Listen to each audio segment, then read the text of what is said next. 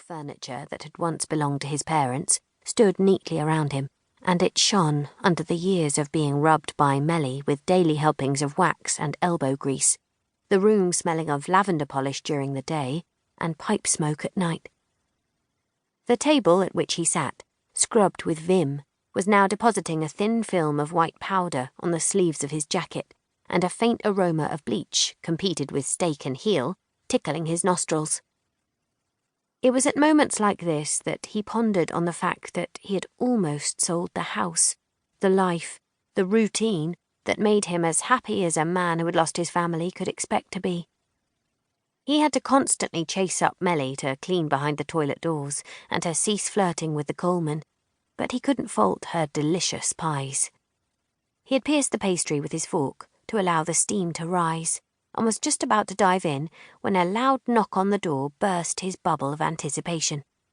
More often than not, according to their sailing rota and the tide table, which was as accurate as it could be, the sea and stevedores allowing, his paying guests rebooked their next stay as they checked out. He grunted with irritation, reluctant to leave the buttery short-crust pastry, hot and melting, and the wafting smell of rich gravy under his nose. "Who the hell is it?" he called. His paying guests each had a key, so this must be someone looking for a room. No one knocked on his door for any other reason, unless it was the postman, the milkman, or Biddy Kennedy on her way home from work, and it was too late for any of them. The wind rattled at the window panes with such ferocity it felt as though the room itself shook. This was not the weather or the night to be disturbing the routine of Malcolm Coffey, a stickler for everything being done by the book. The only thing he looked forward to, or dreamt about during the day, was his supper, and he often wondered, as he ate, what kind of pie his late wife would have turned out.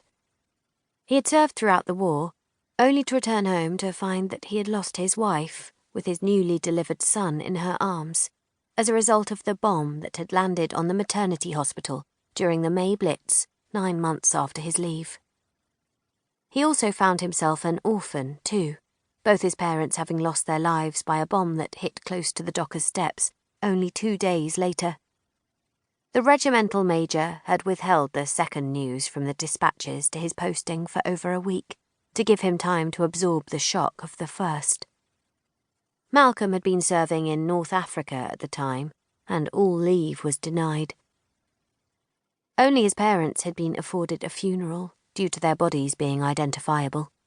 A funeral that he had not been able to attend, but Biddy Kennedy had. His wife and son lay in a concrete grave, on what was once the delivery suite of the maternity hospital, both beyond identification and removal. Today, the hospital rebuilt, life came forth over death. "Biddy, is that you?" Malcolm called, not expecting a reply, reluctant to rise and leave his pie. "Malcolm, I promised your mam I would keep an eye on you," Biddy would say when she called in for a cup of tea. Biddy worked as a housekeeper at the St Angelus Hospital, a plum job in the School of Nursing, working for Sister Emily Horton, and one of the pleasures in Malcolm's life was to hear all about the antics of the probationer nurses and how they ran Biddy around in circles. Over 2,000 bombs had been dropped the week his family died. Nearly 7,000 homes had been completely destroyed. Fire had ripped through the dock's side streets. "Think of me as your mam, if you ever need one. I'm here. You aren't alone, Malcolm," Biddy would say.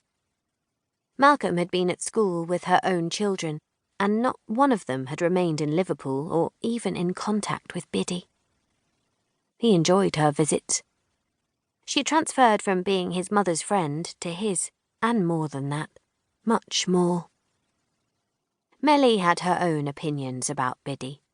"That woman mourns her kids," she would say. "Not one of the buggers bothers to write to her. Still working her socks off, and all those kids. Not one of them tips up a penny. A crying shame it is. You want to watch out. She might have her eye on this place if anything happens to you." Malcolm would snort with derision. "Biddy is looking for an easier life, not to take on more."